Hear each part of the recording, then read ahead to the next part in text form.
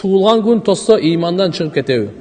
Жана ким өзүн башка коомго окшотсо, ал ошолордон деген сөздү кандай түшүнсө болот? Туылған күндү тосса башка коомго окшоткон болуп калабызбы? Туугандар, ар бир адам алхамдулилля туылған күнүн билет го, бирок өлөр күнүн билбейт да. Бушеде отурганыбыз ар кимден сурасаңыз туылған күнүн билет. Бирок чекеден сурайлыбы? Менен баштап. Өлөр күнүн билбейт эч ким. Туылған күн Алла Таалага бир шүгүр кылып, алхамдулилля, бир жыл жашоо берди Алла мага. Бир жыл не берди? Бир жылдын ичинде канча көз жумуп кетти. Мен өтүп кетпей, бир жыл мага жашоо бергендигине шүгүр деп,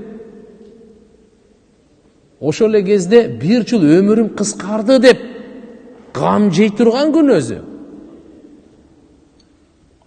Ал бийлей турган күн эмес ал.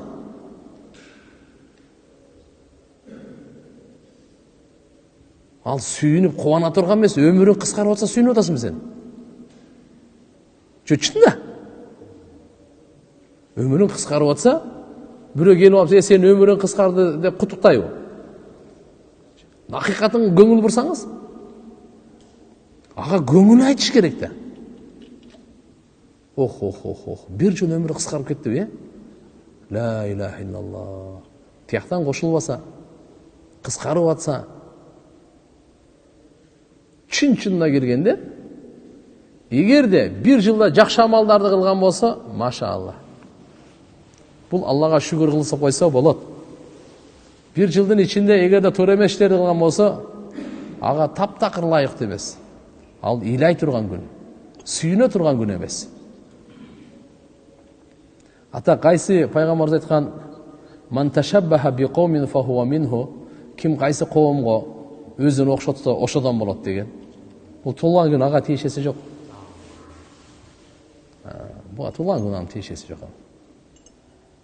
Өзүн кийим кечелерин, көбүнчө бул кийим кечеге өзүнүн жашоосундагы сырткы көрүнүшкө окшойт. Ошон үчүн пайгамбар саллаллаху алейхи вассалам айтканы: "Карагыла, туугандар, ким кайсы коомго окшосо, ошол коомдон" дегени карагыз. Пайгамбарыбыз бизге толук ыймандуу, уяттуу жашоо алып келген. Башкалардын жашоосуна суктанбай эле коюң. Ал иплас жашоо. Уятсыз жашоо. Айберсиз жашоо. Ошон үчүн бизде да алхамдулилля пайгамбарыбыз эркектерге кандай кийим, аялдарга кандай кийим, бардыгын айтып койгон. Эч нерсени калтырган эмес. Жакшылыктын кыпынын да калтырган эмес. Жамандыктын да кыпынын калтырган эмес. Пайгамбарыбыз бардыгын айтып койгон. Бейишке кире турган бардык жакшылыктарды айтып койгон, дозок алып бара турган бардык күнөөнү айтып койгон.